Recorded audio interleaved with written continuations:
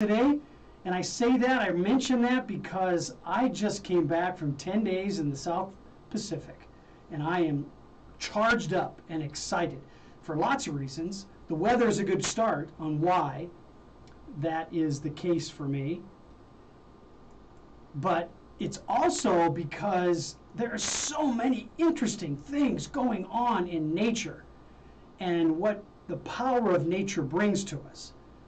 And that's today's theme. That's the show today. It's about power of nature. The power of nature as it flows through mankind, as it flows through elite athletes and elite performers. And the question I'm asking about the power of nature today is about, what do you do with it? How do you watch it and monitor, gauge it? Because we're not going to control it. There's just no way we're going to control it, as is evidenced by some things we're going to talk about today that happened in the South Pacific while I was enjoying the setting and the surroundings and the wonderful people that I got a chance to be in touch with. So good morning to you. From Colorado, 11 o'clock in the morning, KUHS, coming at you live, streaming to you, I want to say 24/7, right? 7 days a week, bringing you sounds and images and thoughts that challenge you to be the best that you can be. For those of you who are watching the video for today and today's show, I regret that those listening to just the audio aren't going to get a chance to see this wonderful sunset. It was the last day that I was on the Big Island in Hawaii that I sat with my partner looking out on the sunset framed by these wonderful palm trees at the Kona Inn in Kona, Hawaii. I thought this was a great way to start today because it's a calming scene of the power of nature, and yet if you know anything about the power of nature and you've felt it, you've touched it, you've taken time to understand it, you know that there is a calm before and after the storm. So here's a wonderful, calming, serene setting of a sunset on the island of Kona. It's just a wonderful place to be. And as I say that, I want to remind you about what and how we start every show, and I start every week with a mindset moment, and it seems appropriate that the mindset moment quote comes from Jacques Cousteau. For most of history, man has had to fight nature to survive. In this century, he is beginning to realize that in order to survive, he must protect it. And I'm going to then now change Dr. Cousteau's quote just a little bit to be even more contemporary. And let's see if you can take note of what the changes I make on it. For most of history, humanity has had to fight nature to survive. In this century, we are beginning to realize that in order to survive, we must protect it. It's not a matter of a masculine effort.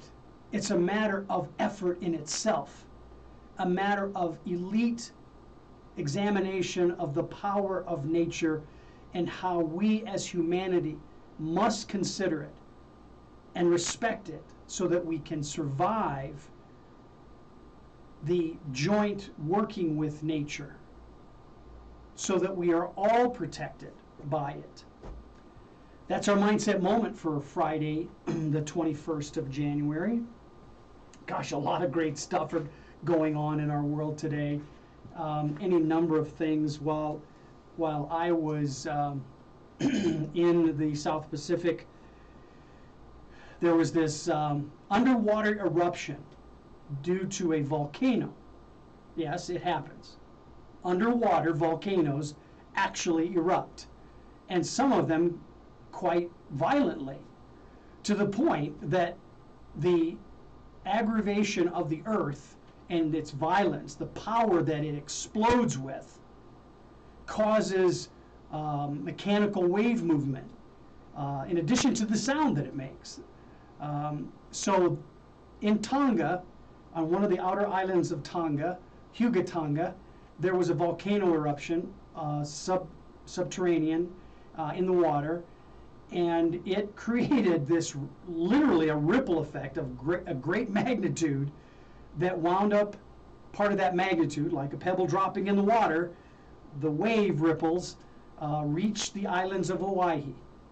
And when that happened, the Big Island had an excess of 2-foot wave that hit the island with such accelerated force that it went inland. So for any shops that were along the coast, like in Kona, the Kamehameha Marriott Courtyards Hotel got a little wash at 3 o'clock in the morning. So hotel restaurants and the swimming pools were put down because of the water getting into it was so violent and so quick that it got into the powerhouse of the pump house and dropped that down, caused circulation to stop. So there was no swimming at the pool, plenty of sunshine to sit on the deck, but that took out the pool for a couple of days, as well as the restaurant and the chairs and cushions and all the things that you would normally think of being fairly protected. Well, this was, as they said in the local community, a baby tsunami. A tsunami that, made people aware that their jobs are changing on a daily basis depending on what Mother Nature delivers them. So be respectful of Mother Nature so that we can all survive at a high quality of living as we respect Mother Nature. So as we talk about our mindset moment, I also ask everybody to think about, gosh, with this theme today about the power of nature, what are you grateful for? Well, I'm grateful for the fact that I know about Mother Nature. I respect Mother Nature and the powers that are delivered by Mother Nature on a daily basis globally. Some of those we don't even see or feel, and we're talking about those actually on a routine basis, as what is implied in Dr. Cousteau's quote about, in this century, we are beginning to realize that we have to look at our globe in a global way, and that the butterfly's wings that cultivate the air in Asia, I will feel that impact. I won't necessarily recognize it, but that energy does get to me in some way, shape, or form. Just like, more dramatically, I felt the impact of the baby tsunami in Kona that was generated hundreds and hundreds of miles away on an island in Tonga. The power of Mother Nature is very, very strong, and I respect it. Boy, I tell you, I was in amongst it for 10 days in the South Pacific, walking, flying over, floating on, both land and water I experienced, and looked at nature from turtles to mantas and everything in between.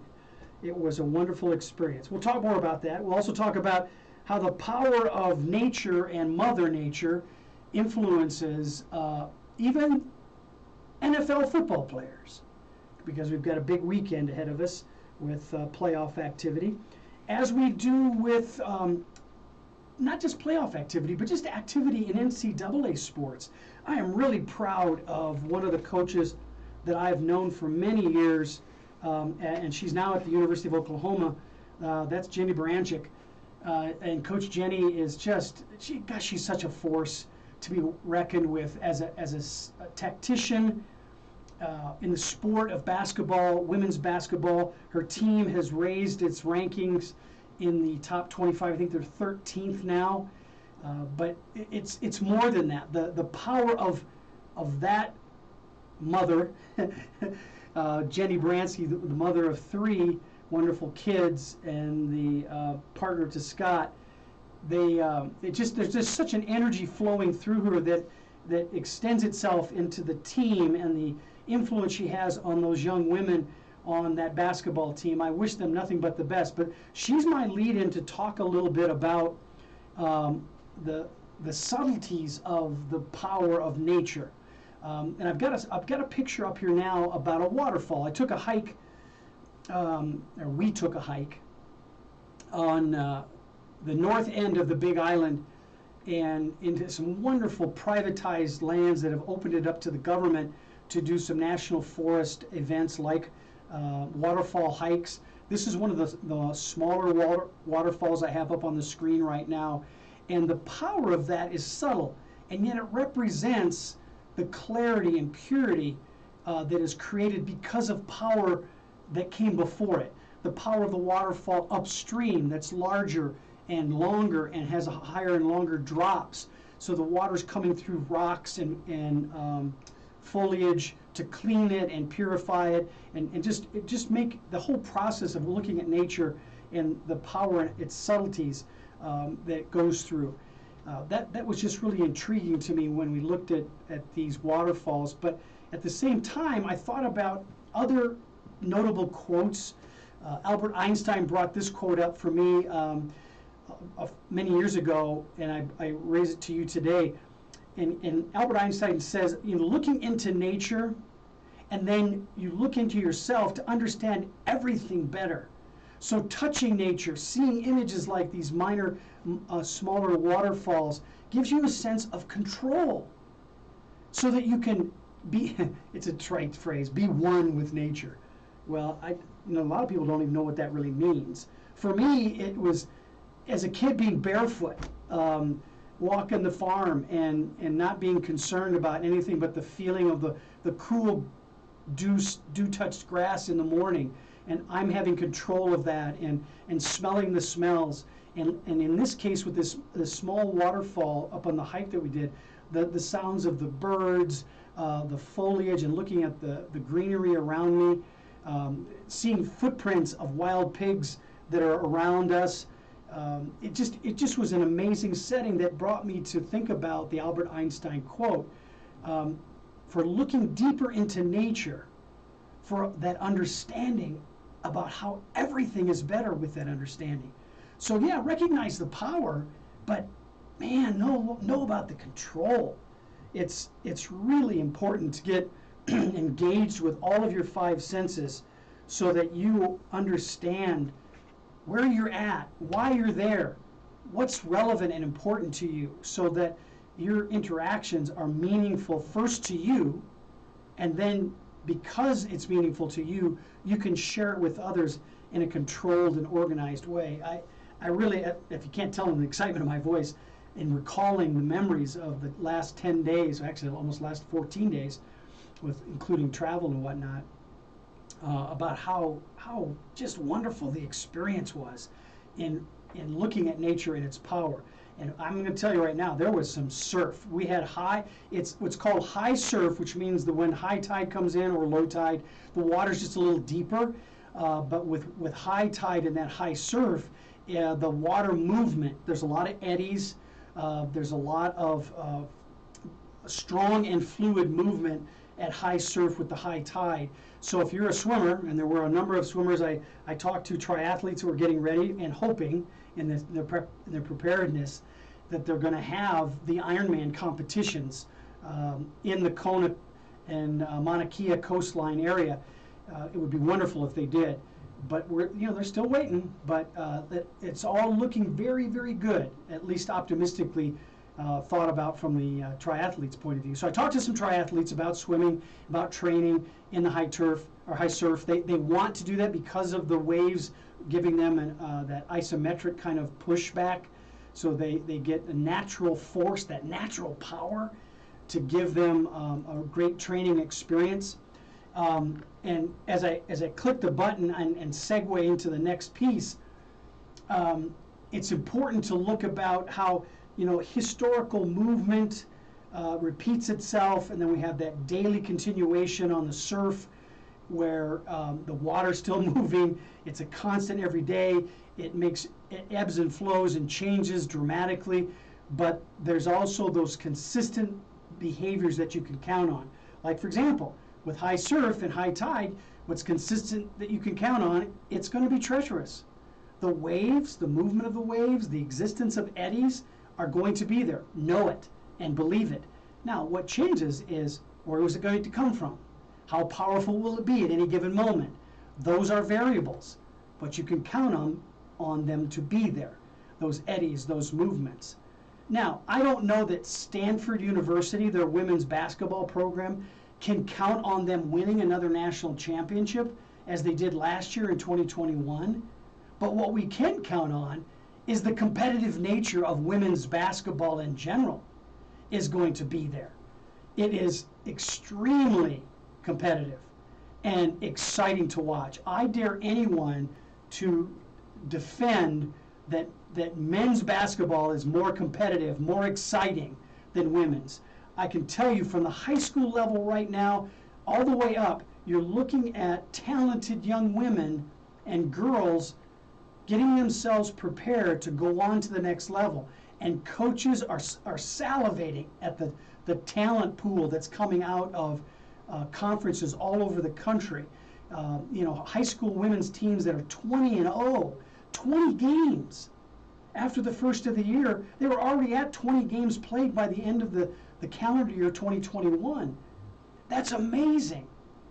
These teams are getting in lots of competitive play because of preseason tournaments that they're allowed to participate in, giving college coaches for women's basketball the chance to pick very, very talented young women.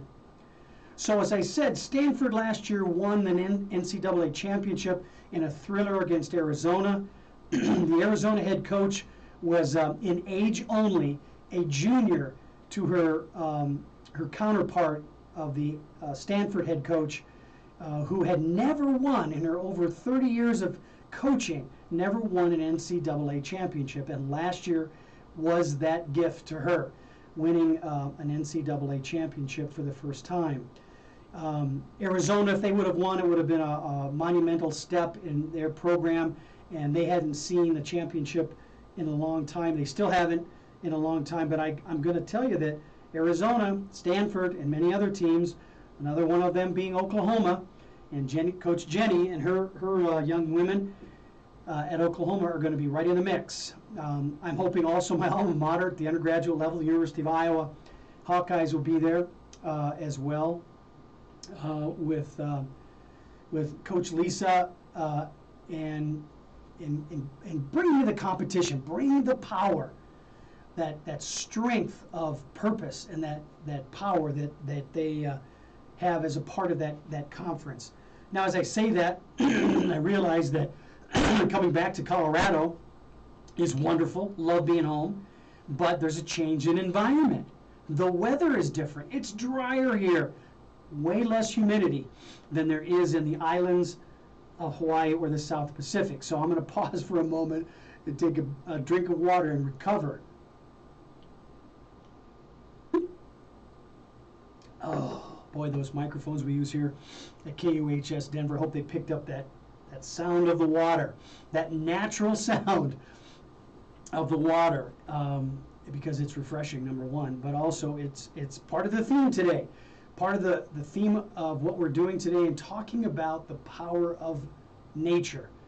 And when we say that, I think that many times when people hear that phrase, power of Mother Nature, Mother Nature's power, they think of, grass and trees and sky and water and wind and all that kind of stuff. But there's also the power of nature through humanity, the power of the earth and the cellular influences that go through our bodies.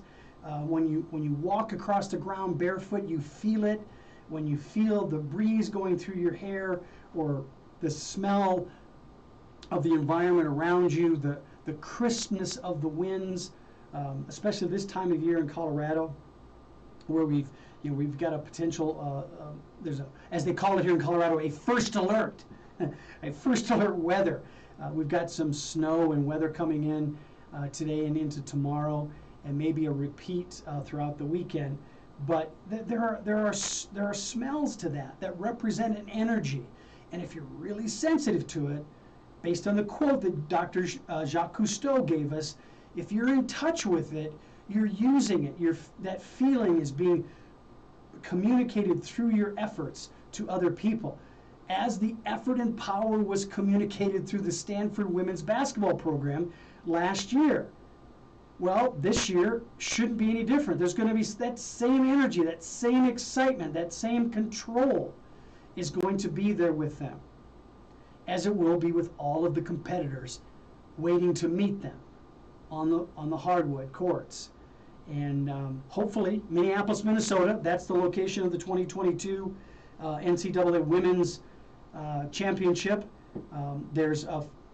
The regional sites have been identified, but they're still looking at identifying some of the local sites where it's going to call out all the competitors. But because we still have some season to play to determine who the picks are and then go from there for setting it up. But I'm extremely excited with that. So as I finish up with the women's basketball, I want to remind you the stage is set for 2022. Whether it's the women's basketball NCAA tournament in Minneapolis or the men's tournament that follows shortly thereafter, and all of that sports activity that comes during this time of the year. We've got NBA basketball finishing up. That'll be going on into June. Then we've got, can you believe this? We've got Winter Olympics on February the 8th. Winter Olympics. Now, we've got some changes with the Winter Olympics as it relates to the United States. The U.S. men's hockey team is not going to have professional players in it. The NHL wants to continue their season, wants to really, get this moving, come out of this COVID, make a statement about that. And one part of their statement is, we're not going to allow NHL professional players to be on the U.S. hockey team. Now, that being said, you might argue with me about this. I believe we've got some young, talented hockey players that will test the Canadians, that will test the Russians, that will test the Swiss, whomever may come at them with their combination amateur / maybe not amateur, but professional players on their Olympic hockey team. I think we're going to do pretty well. I think we're going to compete. Inexperience could be the one factor that holds the U.S. team back, but I think you're going to see some competitive hockey, and I hope that we're going to be cheering for them as the stage is set for them in 2022 with the Winter Olympics. Now, Winter Olympics, right? We're going to have Summer Olympics too. Interesting.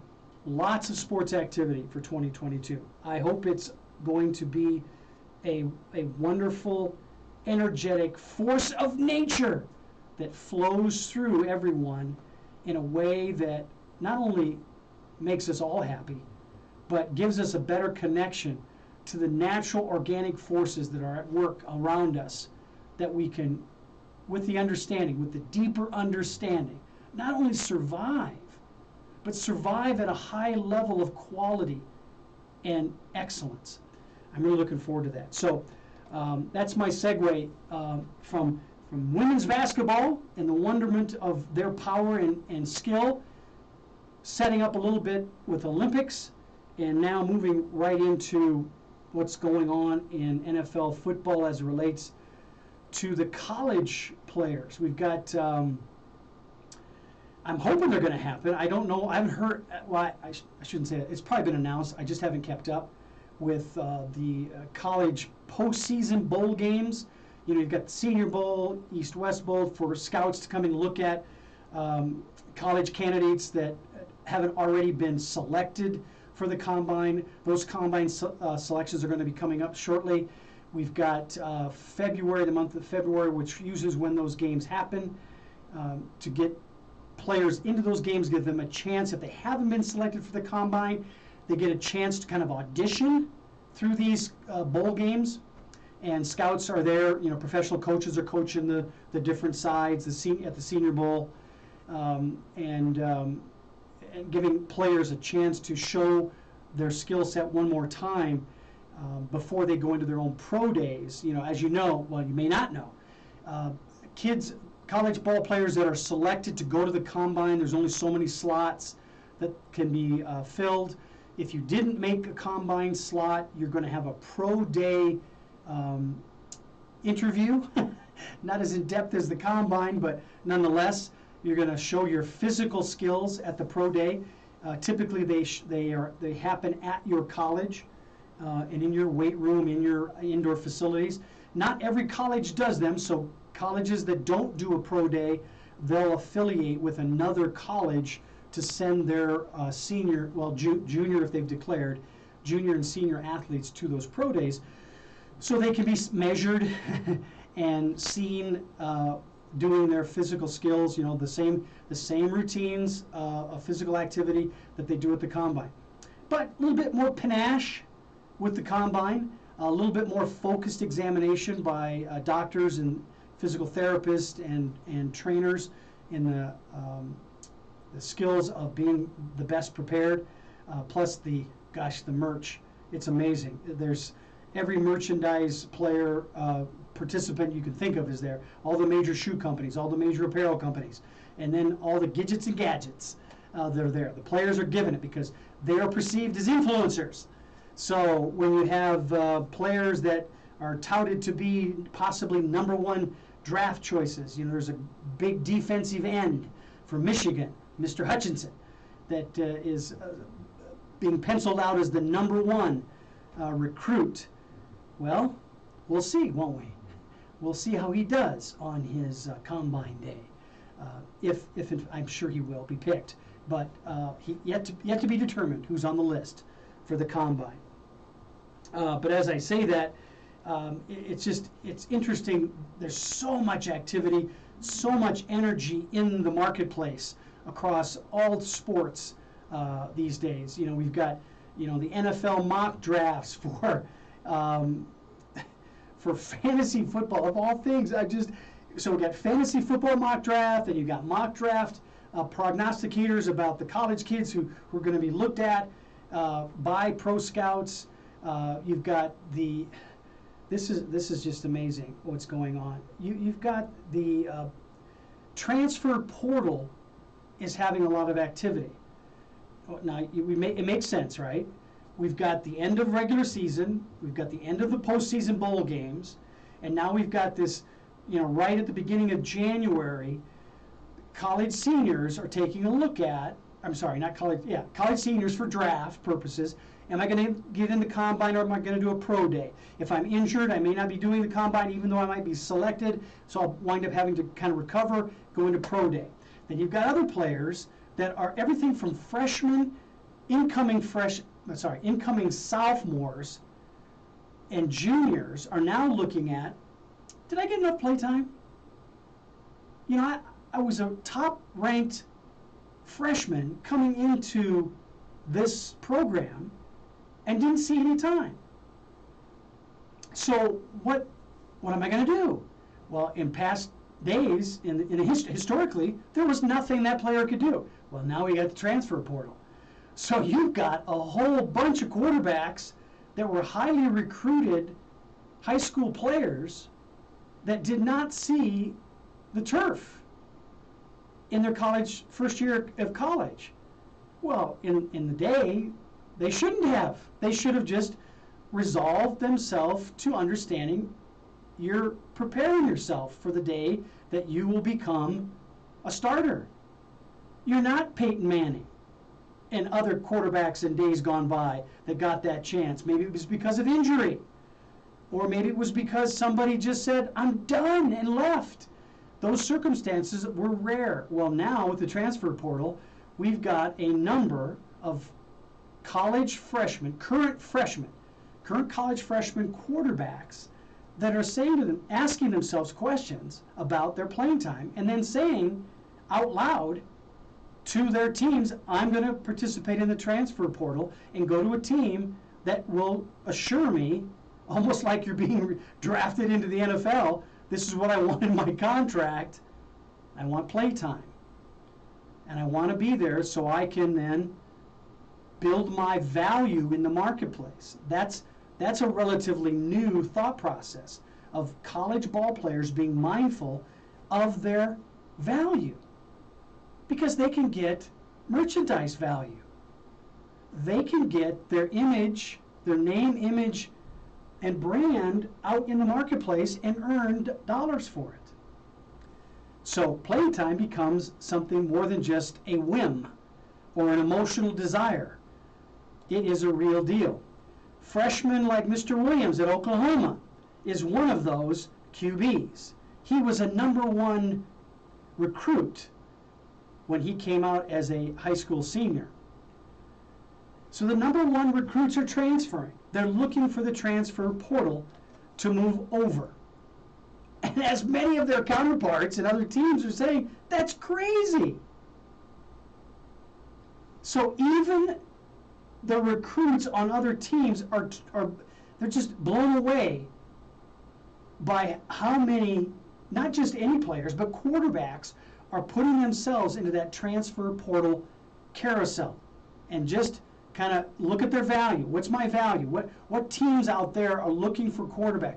Now college coaches don't have, their recruiting isn't just about going to the neighborhood high schools in the geography they travel to. Now they're looking at what players have declared themselves available through the transfer portal. Interesting time of year. A lot of new things are needing to be understood by college coaches who are out there recruiting for their positions. And just a small fact that you might want to put in your mind about thinking about the transfer portal, the availability of talent, and that is the average age of position coaches. Now, this includes head coaches and then position coaches that are the head coaches of those positions. Like you've got an offensive coordinator, you've got a defensive coach, offensive coach, special teams coach. Those are position coaches.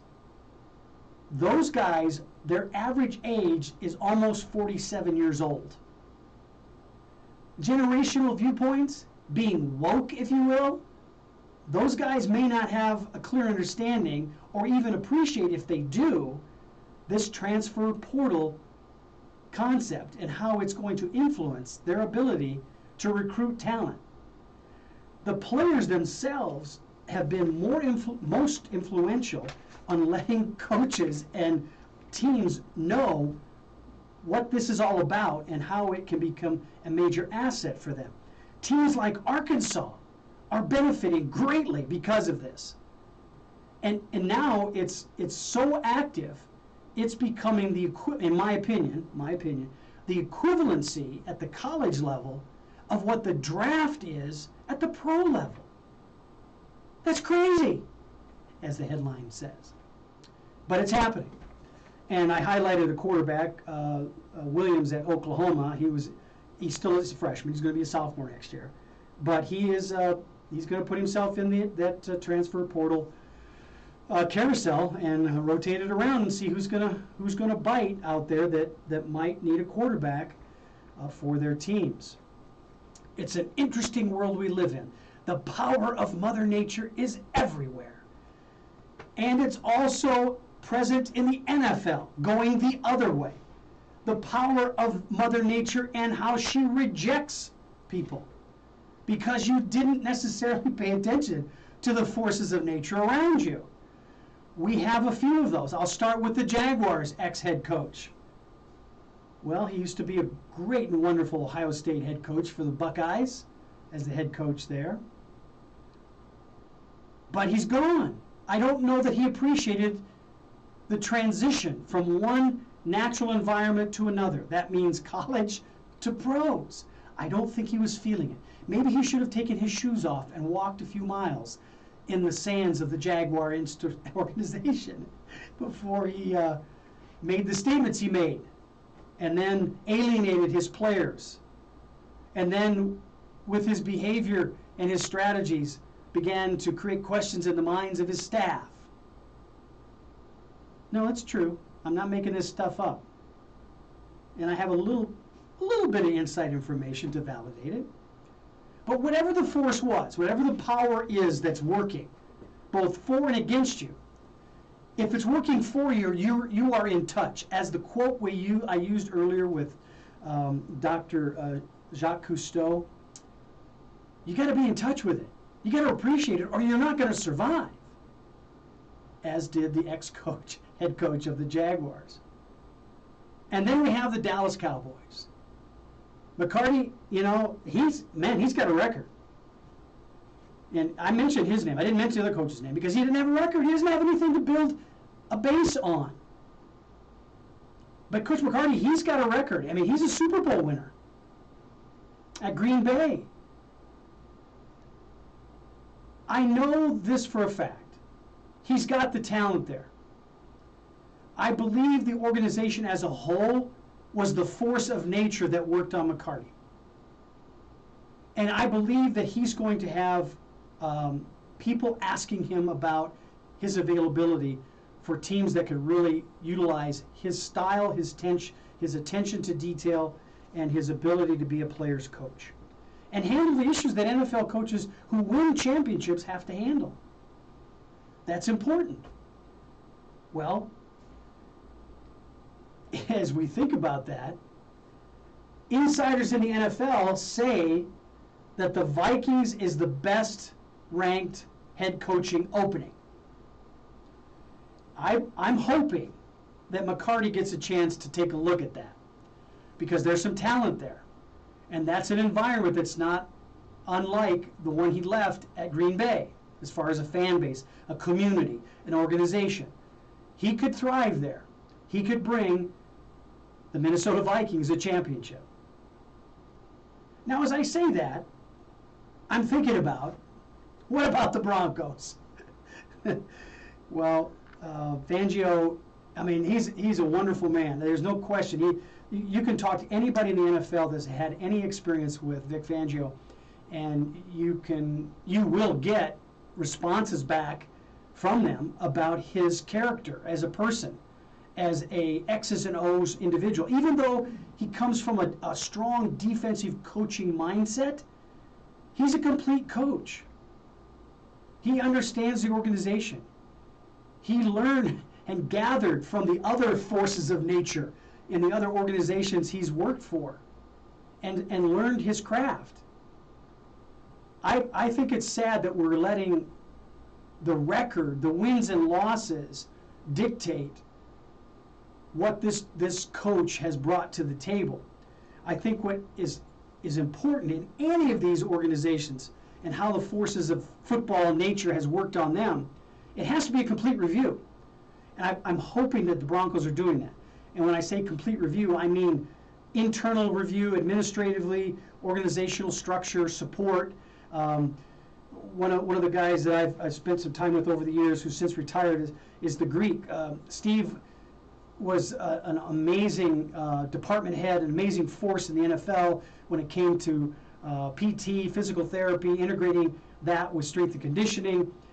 His leaving, when he retired, a number of people made choices to leave themselves as well as retire because they've been with Steve for a very long time.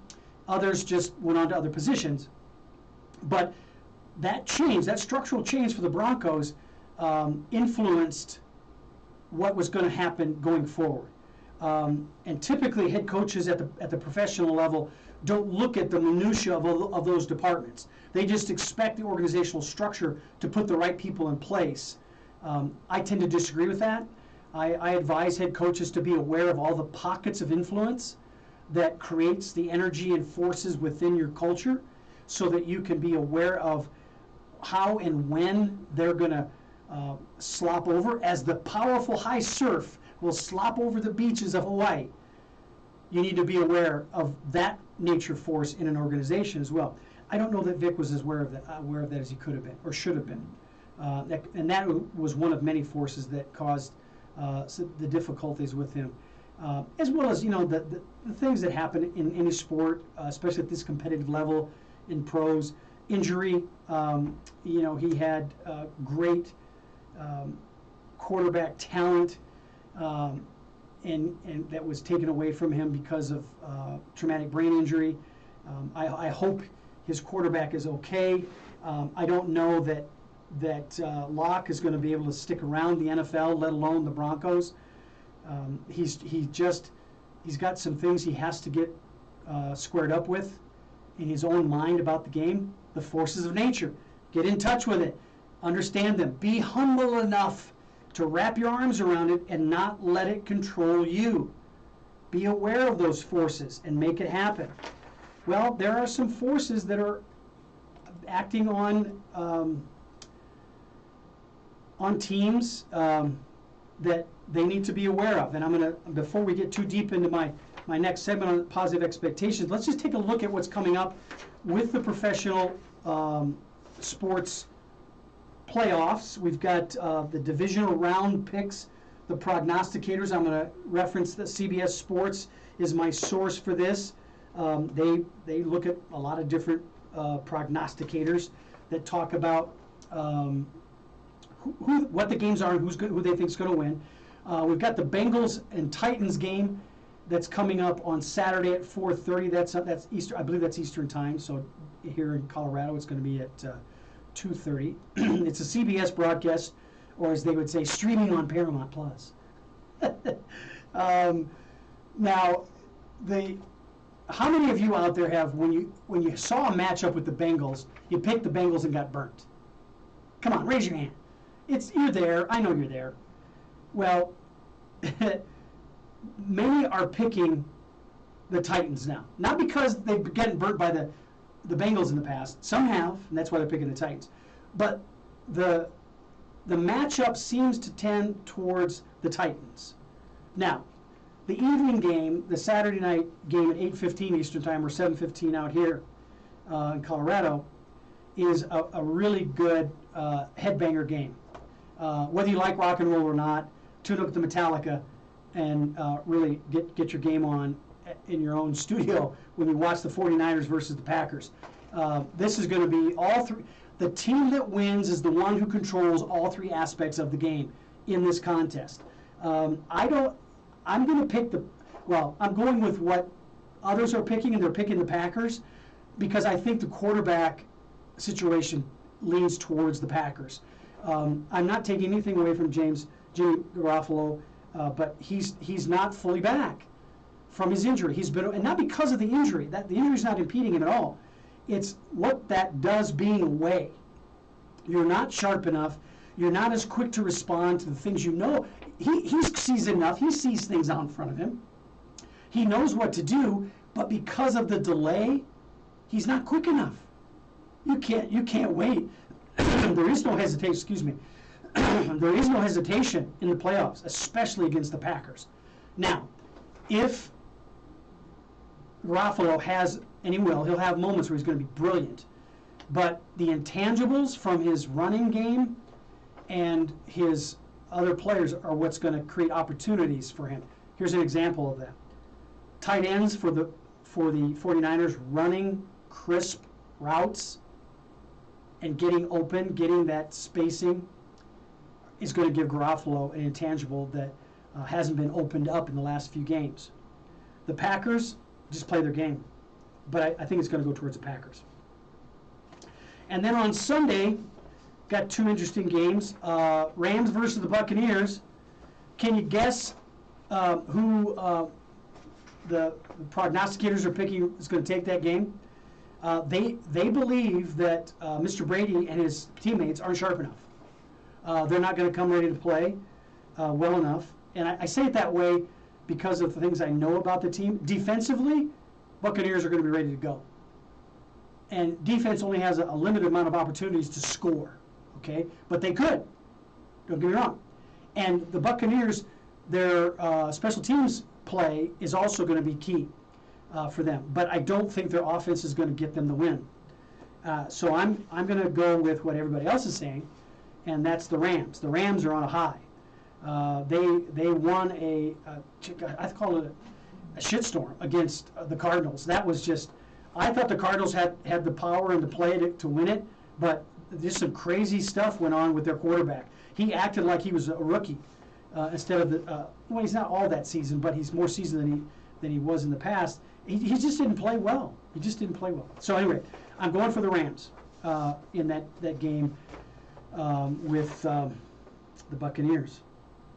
I don't want to go with the Rams because I love the defensive play that they have there, especially with the presence of Colorado State linebacker and professional Shaq Barrett. he's a beast. He is a beast, and he's smart. He plays the game well. Unfortunately, his teammates, the whole team effort is not going to be enough to win the game. Bills and Chiefs. I would like to go with the underdog, just because the Bills seem to be always the underdog, and they've got this just kick-ass quarterback. This kid is awesome. He acts like he's a Tom Brady, with a Tom Brady, 40-plus years old mindset and attitude. But he's younger than that, and so he's only going to get better. I'm hoping that if the situation were available to us, it would be, as a Broncos fan, and we could grab that kid. That's. Whew. But his contract isn't anywhere near that. So the Bills versus the Chiefs. Patrick, he's got this. Mahomes and the crew. And I say it leading with Patrick as a quarterback first, knowing that Patrick's mindset, he's a quarterback who has the desire to be a defensive player. If you watch him play, he moves like he's a defensive player. He just wants to win so badly. And he's fun to watch, but he spreads that power, that energy into his teammates, like the power of nature. He is the power of nature, and the Chiefs are going to win simply because of the grit, and they're healthier. They weren't all that healthy. They're healthier.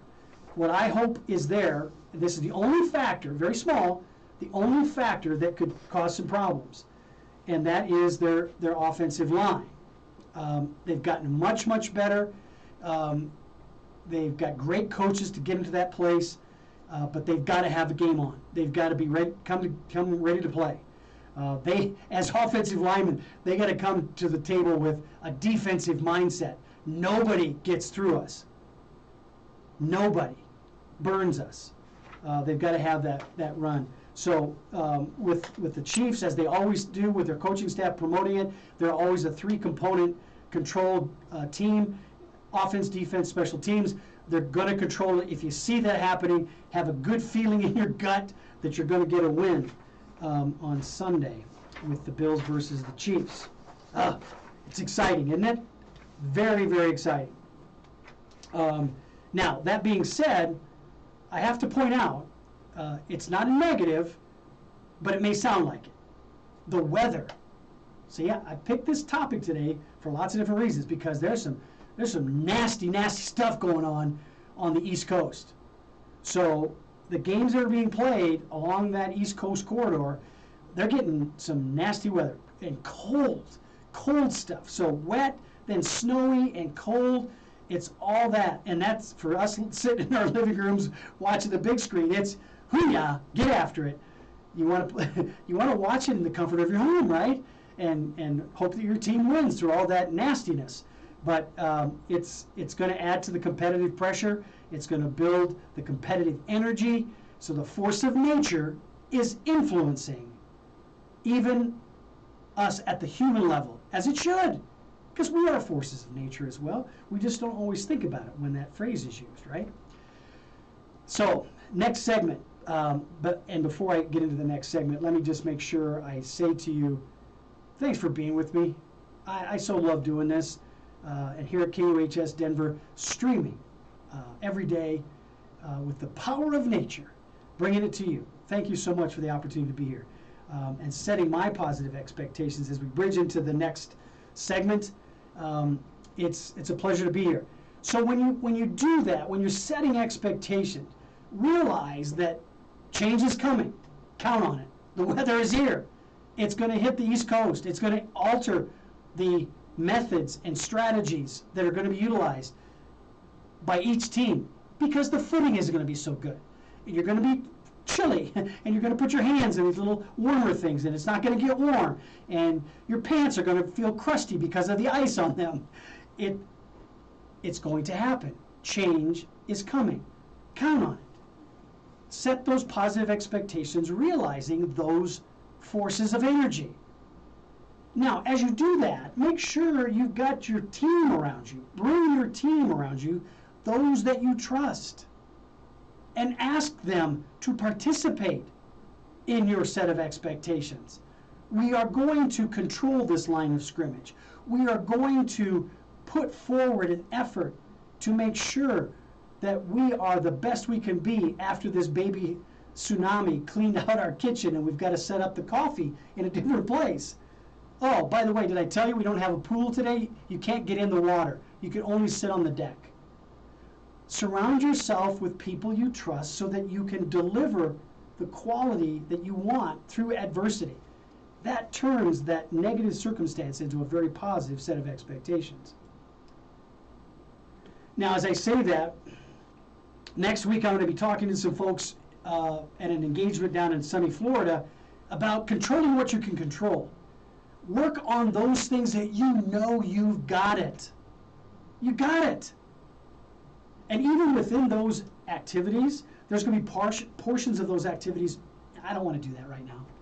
That's the sucky part of what this is. I mean, I love doing this because I can control it. I'm really good at it. But there's parts of it that just aren't fun. Do those first. Get it out of the way. Even the things that are positive with the expectations have elements that don't feel that good. Attack those first. Work on those so that you can really maximize your control. When you're in the thick of it, we tend to be so engaged in it that we forget about ourselves, the renewal process. I'll use any sport that gives substitutions a possibility. When you get substituted, make sure that you have a strategy for yourself that's a positive set of expectations that you can reflect on in that short amount of time before you've got to go back in. Offense coming off for defense, line change in hockey, substitutions in basketball and soccer. When you're brought out, you have an expectation to go back in. That's the positive. But in that moment of time that you're waiting, take it for you. Big breath, hydration, taking an examination from top to bottom, head to toe. Am I okay? Everything good? Do I need anything? Making sure that all that foundational components, that energy, that power that nature has given you is in a good place to move forward when you're called upon again. It's all good stuff, because once you are called upon again, you are being asked to account. Account for your position. Tom Brady's going to account for his position, but I don't think he's going to have the power enough to win that contest. I could be wrong, but it's not just about Tom Brady. So hold yourself accountable, and through those actions, perhaps you'll bring others with you. Many times that's where intangibles arrive and show themselves in other people. When someone else sees a Tom Brady getting it done through adversity, they call upon themselves in ways that we've never seen before. So those are the intangibles, the things that we can't control, but others do.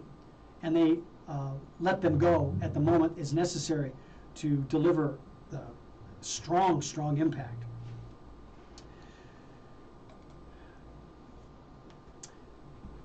And the reason you go through a set of positive expectations, looking at what you can control, managing that control, it's because you're wanting to promote your own resolve, your own stick-to-itiveness. Because in the surf, when I was swimming on the beaches in that high surf during high tide, because I love to swim in the morning and get that feeling of the fresh air and the coolness of the water, there's some current. I've got to be resolute. I've got to know. I have an expectation. Positive or not, I have expectations. This water is going to kick my ass. And I want that. So I'm doing it. But I'm resolute in the realities of Mother Nature and what she's providing me. That moment I'm taking for myself is fully disclosed. I'm fully aware of what's going on. And I'm trusting myself to deliver through that change. And I'm counting on it. I'm counting on feeling a rip that I came from a direction I didn't expect. It's part of the process. It's an awesome feeling to be in control. And as Irving Berlin says in his quote, the song is ended but the melody lingers on. I'm still feeling the surf. I'm still in touch with the images of the mantas that I swam with, the turtles that I snorkeled around, the whales that I saw from the Zodiac within an arm's length, literally an arm's length, when they perched up out of the water or they swam underneath the Zodiac. Those are great, great visions. Even the vision of the picture I started the program off today of that last night at dinner and the sunset before we left the Big Island. The song is ended, but the melody lingers on.